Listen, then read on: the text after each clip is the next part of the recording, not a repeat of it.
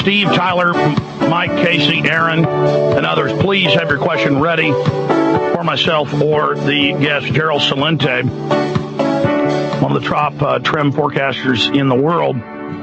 But, I mean, that last question, we're here marveling at this.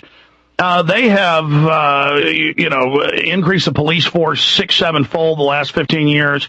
They have prepared this MIT surveillance grid, the cameras, the license plate reading systems. They say they're getting ready for revolts. They're moving Northcom brigades in, saying we're under military occupation. So the government at the top does know it's going to be unpopular and that the raping of the middle class is going to be unpopular, but they're going to use the poor, dumbed down, who means well, middle lower class or whatever, and the blue collar folks to kind of sick them on the middle class is what I'm seeing. I see that class warfare being set up. What do you see, Gerald Celente? They're going to try that, but it's not going to work because, they're going to be very angry at all levels of society because there's not going to be any money out there. The government's going to become the common enemy.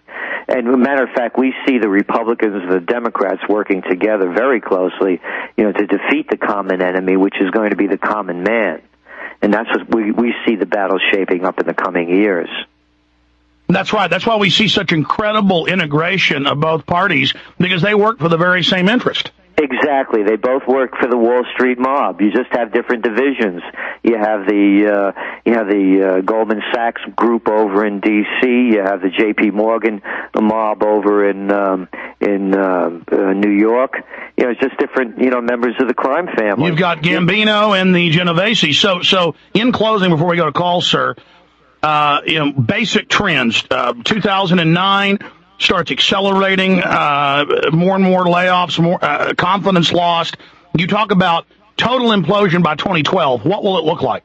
Crime is going to be rampant, and it's going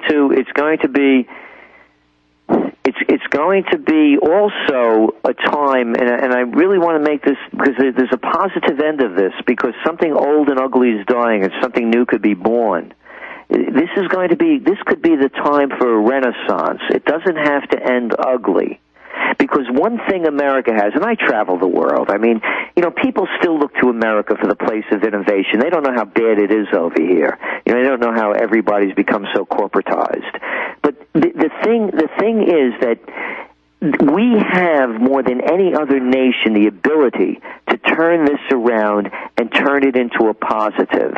And the way it becomes a positive is if we break away from one size rules all.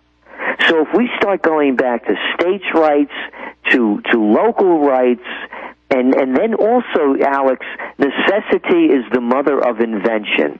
Great things could happen from this. No, I agree. We're stagnant. We're decadent. We're dying. This is like getting a fever that burns out the infection. But so that's the big challenge. Do we let the globalists, the New World Order, use the crisis to sell total control, or do we do a judo move and use this attack against them to fully discredit them and have a true renaissance? Precisely. And that's, by the way, the foundation of the work at the Trends Research Institute. We provide the trends. We provide the lifeboats. But once you get into it, then you have to use your own skills, imagination, and ingenuity to navigate the open sea. Yeah, this isn't some master control thing. Exactly. So we believe that every human is endowed with a unique individual gift. And when you're free to bring that out, that's the Renaissance. And that has not happened. We become all corporatized, homogenized, and what is this? This is a McDonald's and a Burger King. Yeah, they're like androids. The public has literally taken on a false reality. Now that nightmare hopefully is about to end. Stay there. Back in 60 seconds with your calls. Thank you for listening to GCN. Visit GCNlive.com today. A day unlike any other in the long course of American history, a terrorist act of war against this country. The enemy struck America on September 11th. But who is the enemy? Bin Laden. This is his MO. We have to look to the Middle East. We have to look to Osama bin Laden. Fabled Enemies is the first 9/11 film to take a close look at the terrorist ties to intelligence networks inside the United States. Some U.S. investigators believe that there are Israelis again very much engaged in spying in and on the U.S. I'm aware that some Israeli citizens have been detained. Bin Laden's connections to the CIA, the hijackers' ties to the FBI, the Saudi Arabian connection, the Israeli intelligence network, warnings and war games, the shadow government, and much, much more. Fabled Enemies. Get the DVD at Infowars.com or see it in super high quality, along with hundreds of other titles at PrisonPlanet.tv. Either you are with us or you are with the terrorists.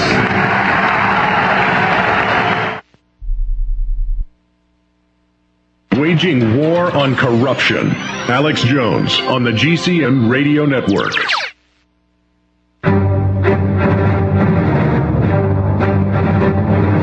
Big Brother, mainstream media, government cover-ups. You want answers? Well, so does he.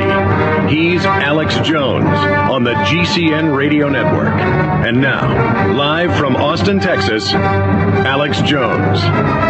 Go to trendsresearch.com. You can subscribe to his trends tracking publication, the Trends Journal.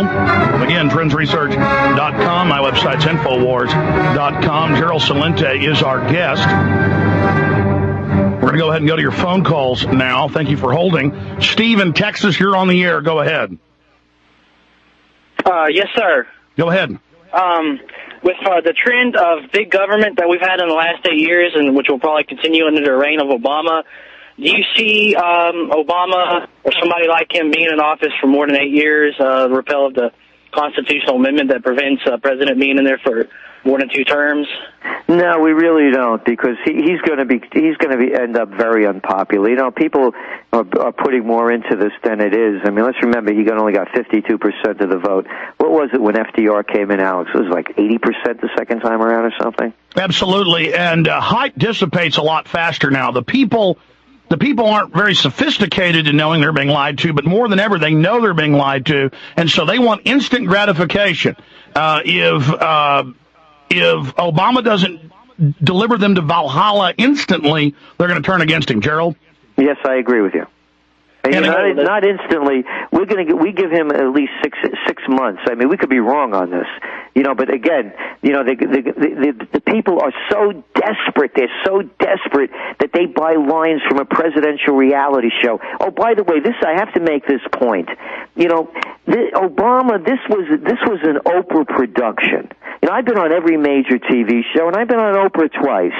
Nobody does it like Oprah. She's the queen of TV, hands down. You go back to December when Oprah started to support Obama, the whole stage, the whole scenery, the whole performance changed. Yeah, she took over.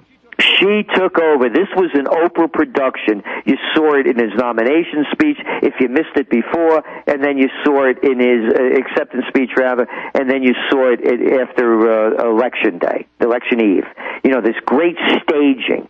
Yeah, so, she wants global power. She's got a church now, so she can put her money through that, and well, I don't want to use the term launder, but, you know, clean it up. And she's got a 2 million person church. She wants a global religion. I mean, this girl is, we ain't seen nothing yet, huh? So that's why I'm saying not to sell it so short, because this is a country that loves the reality show, and they certainly love the presidential reality show. Well, by instantly, I meant like 6 months to a year in the scheme of things. Yeah, we're probably talking around the same period. All right, anything else there, Stephen? Oh, no, thanks. Y'all have a wonderful day. Thank you. Let's cram Tyler in California in. You're on the air.